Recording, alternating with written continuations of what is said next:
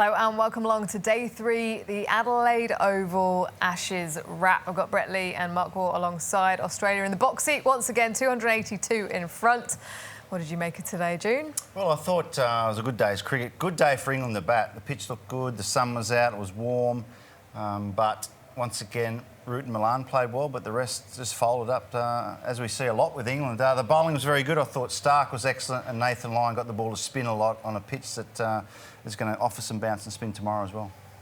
I thought Cameron Green on the back of that was fantastic. So the Australian had the venom that I think England haven't had the first 2 games so far. But, Australia can sleep well tonight knowing that they'll get another crack under lights tomorrow night against English players. Another disappointing day for England, but outstanding for Australia. Let's get some reaction now. Mitch Starc with Kath Loughnan. Well, Mitch, I know your time's precious, so we'll walk and talk en route to your post-match press conference. But, hey, 4 wickets, England all out for 263. That's a productive day's play, isn't it? Yeah, it was. It was, I guess, not our ideal start in the first session. I think we're a bit... sort of let the session meander a little bit. We were a bit searching for wickets, I guess, and they probably got away on the scoreboard a little bit, but we rectified that in the second session, which was great. Can you explain the decision not to enforce the follow-on? What were some of the discussions like? I'm not the captain. But amongst the bowlers, did they consult you at all? It wasn't too much talk about it. I think Steve was pretty set in his ways. I think in the position that we're in now, we get to control obviously when we want to bowl and how much of that night session we want to use, whether we use the second session, or whether we want to, the 2 new balls in terms of that. So I guess we can, now in the position we are, we can drive the game in many different ways rather than having to stick him back in the bat tonight. So 4 wickets, you become the first man to take 50 in day-night tests. Do you feel a different bowler with pink ball in hand? I don't know. I've always thought the pink ball's a little bit like a white ball, more so than a red ball. So, not that it changes my game plan too much. But yeah, I guess I've had a bit of a knack for taking wickets with a pink ball. So, yeah, I don't know. It's just done all right with it. You've been very humble. I'll let you go and face the music and answer all the tough questions. Appreciate your time. Congratulations today. Cheers. Cheers, Mitch. Nice interview there with Kath. Mitch Starc leading from the front in the absence of Cummins and Hazelwood. He was brilliant, wasn't he, Brett? Yeah, I mean, he just gets the ball to talk, doesn't he? And I think the difference between the way that he bowled and the way that the English players didn't bowl, he pitched the ball up. So Mitchell Starc, he's about 10, 15 k's quicker, allows the ball to shape. He's got the good short ball, but he's been in really, really good form. Didn't get a lot of wickets up the Gabba, but in particular, day 1 here and day 3. It's something we're going to have to address, though. We can't get away from it. England and their batting collapses. 8 for 74 at the Gabba. Today it was 8 for 86. What's going wrong for them, June? Well, they just can't seem to stem the flow. If there's something against them, they need someone to stand up. The first session, none for 123, they batted beautifully. But when Milan and Root get out, I don't know whether they seem to panic or not. Ollie Pope looks in a hurry every time he gets to the crease. There's no easy answer. It's up to each individual batsman. Josh Butler's looked out of nick all game with the gloves and the bat. Starc bowled pretty well at that stage. So Cameron Green got the ball rolling. Then Nathan Lyon, well, he bowled well all day. Spun the ball big. I think someone needed to try and take Nathan Lyon down. Someone needed to attack him. They didn't. And it was just a matter of time, you felt, before wickets started to fall. Ben Stokes played a funny innings. He sort of defended for probably nearly 2 hours and then played a big shot at the end. But they just need someone to stand up individually and change the flow. Yeah, it's some real good intimidatory bowling too from Starc and Co at the end there, just to sort of let the English fast bowlers know that it's, that they're out there playing Test cricket. Is it a psychological thing? Or do we have to credit Australia as well for bowling in good areas? Well, I think it's a bit of both, Ish. I think technically there's a few batsmen there that got big issues with the way they're playing, but it is a bit of a mental game as well. There must be a bad feeling in the dressing room. Oh, no, Root and Milan's out. Who's going to step up the other batsmen? They just haven't had enough guys. Ben Stokes has done it in the past, but you've got to remember he hasn't played a lot of cricket lately, so he's probably just a bit short of his best. But he's probably the guy they look to on most occasions. I'll ask you a question, Ish. Put it back on you. There's a lot of press in England. You've played a lot of cricket for England. What will they be saying back home, you reckon? Damaging. It's getting worse day by day. I think every time England get back into the game, they kind of fall short, they fall away. They're not showing a lot of fight or character. And I think coming on this tour, there would have been a lot of optimism and hope. Decisions at the toss, decisions around selection, and the fight. You know, Joe Root's carrying the team with the runs that he scored. I think he scored over 1,000 runs this calendar year, and Rory Burns is next with 400. So the batting's not stacking up. The bowlers aren't bowling it in the right areas when they get the opportunity. Catching's not been good. I mean, how much do you place on preparation?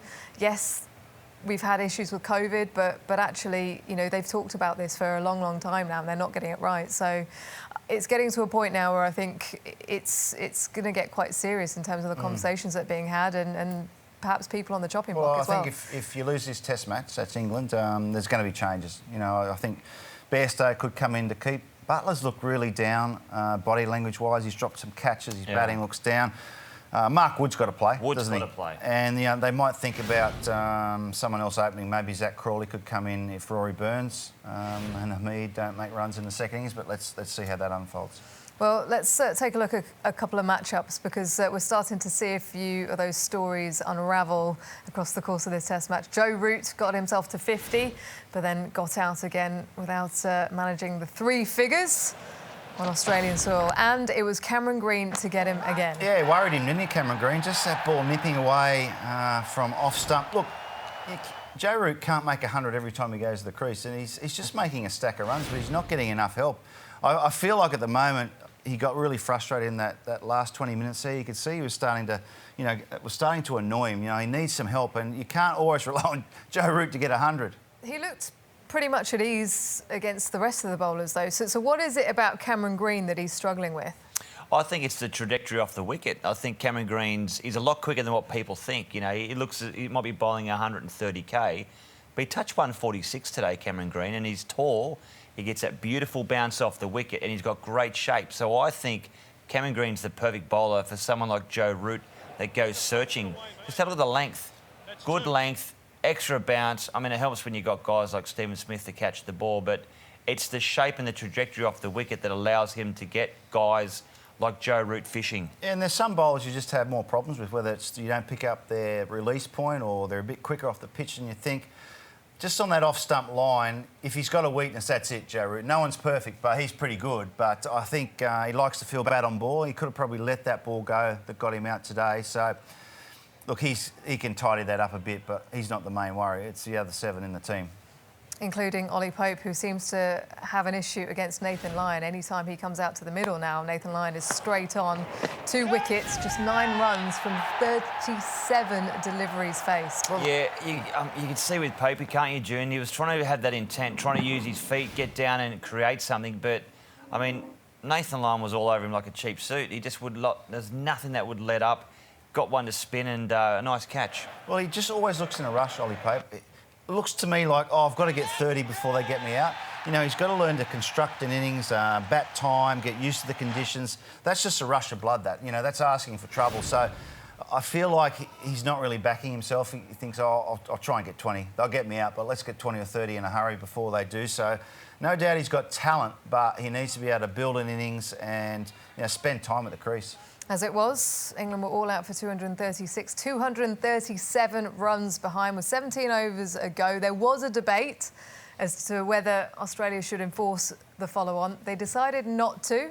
Your thoughts on that, Mark? Well, I mean, we all want them to enforce the follow-on because we want a day off. But and Brett being a fast bowler, he wanted the new ball in his hand as well. But look, I think they could have went either way, but I reckon they've done the right thing. They're going to have a long bat tomorrow. They're going to be fresh, the bowlers. They're probably going to declare maybe just before dark. Don't forget Nathan Lyon is as dangerous as a new ball bowler, so you don't have to wait for the lights to come on. So, look, I think Australia will win the game either way, but it's going to take longer the way they've done it. Speak for yourself. I'm here to work. Yeah, me too. We get paid hourly, don't we? I think the sensible thing to do would have been to do what Stephen Smith did, right? I want them to bowl because I want that intent, and I want to. When you got your foot on the throat, as they say in a cricket term, you've got to keep going, keep driving, and keep putting pressure on it. But I think looking at the longer part of the series, and you know, obviously the Boxing Day Test, the Sydney Test, the right option probably for the fast bowlers was to pull back a little bit, give them a nice sleep, hit them again tomorrow afternoon, night. Well, they finished with a 282-run lead. Marcus Harris, under a bit of pressure, finished 21 not out this evening. How did he go for you? Thought he played really well. It's the best he's looked so far since he's been back opening the batting. He let the ball go well. His footwork was decisive. If they bowled a bad ball, which they did, Woakes bowled a bad ball every over, he put it away. I think he looks really good. Unfortunate run out, but as far as his batting is concerned, this is what he needs. If he can make a good 70 or 80 or 100 tomorrow, he's back in the game. Warner with the 90-odd in the first dig, but 13 here with a bit of an ominous, silly run out. What happened, Brett? Well, it was Whose fault was it? Someone used the olive oil and they fried him up big time. But look, there was no call. There was no call from Harris. I think Warner said yes, saw Harris coming, and then there was a mix-up, and it's a horrible feeling. No one means to run anybody out at the end of the day, but look, it was probably the only way they were going to get David Warner out this evening, and it's a horrible feeling. What could have happened? Warner, if he was not a team player, he could have gone back and tried to get to the crease before Harris. He elected not to do that. Well, hang on, he's turned around, Warner, to go back, but it was just a complete mix-up. Yeah. I don't think it was anyone's fault. No. I think they sort of both looked at each other. They both went and they both stopped at the same time, and then they both tried to get back to the one end. So, but is it Harris's call? If Harris blocks, and there's obviously you could see it close, but there was no talk from him. I don't think it's not his call. You both got eyes. Yeah. You can both talk. I just think it was one of those times there was a mix-up. Simple as that. It happens every now and then. But How many times did it happen to you, June? Well, I ran a few people. I got run out a lot, actually. Stephen, my brother, rang me out half a dozen times one season, but it was just one of those mix-ups which happens every now and then. Which is strange, because you'd think that you two were sort of telepathic. I think so. Look up and I thought I was watching go. a couple of number 10, 11s, but they normally run each other out like that. But, yeah, unfortunate for Davey Warner, because I think he's in pretty good form. He would have been feeling like 100 was on the cards tomorrow. Well, England, it's going to take a miracle for them to get back into this game. Let's throw it forwards to the Boxing Day test. Can England fight back? Can you see them fighting back How many times are we going to say that series? in this series? I reckon we've said it 18 times already in these two tests. It's almost like they've had more comebacks than Rocky. You know, Not very big honestly, comebacks. what I want from England, if I could ask one thing from England and Captain Joe Root, is I want intent. I want intent from the bowlers. I want them to pitch the ball up and pick Mark Wood. Mark Wood's got to play 150k for heaters. I think the one thing is, look, it could unravel really badly for England for the rest of this tour. Like Joe Root, I saw frustrations tonight. He's thinking, how many more things can go wrong? Seriously. You know, it's just so annoying. My bowlers aren't bowling the length I want them to bowl. Fuller. Yeah, Fuller. He was That's saying- right. He's saying exactly what we're saying in the commentary box. I'll drop down one of my bowling masters, a pitch map. And even with Stuart Broad and Anderson, I reckon he's not happy with the lengths they're bowling. So they've got to hold it together. They've got to get together. Otherwise, they're going to get beat 4-5-0. The thing is with that, though, it's like history repeating itself. It was exactly the same situation 4 years ago, and they haven't learnt. Well, they should learn. Slow learners. The bowlers have to literally go and look at some preparation. They've all got a laptop. Get the computer out.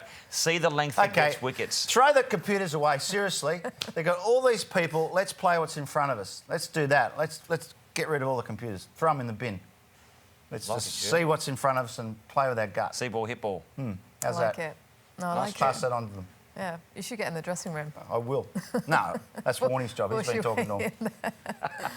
I think that's secret, isn't it? Anyway, the one thing that they are going to have to contend with is more restrictions. The biosecurity protocols have been announced to be increased to level 4 by Cricket Australia with a rise in COVID cases in Melbourne and Sydney. So that means more restrictions for the players. And us as well. I'm not sure about us, but in terms of the players, they're not allowed to be in indoor settings, outdoors in groups of 3, no haircuts, no autographs. What else? what? No haircuts? No drinking in bars. They get a Tassie and look like Wolverine. But in terms of England's tour, I mean, they've had to quarantine already for 14 days. Honestly, it's really hard on the players. They are trying their hardest. I mean, Pat Cummins went out for a quick meal, tried to get his food in before the day's play. Unfortunately, someone in the restaurant tested positive. It's the life we're living at the moment. I don't know whether we're just going to get on with it and be obviously very conscious of what we're doing. But the players have got a lot of pressure, and they haven't seen their families. It's tough on them. How do you think it's affecting them?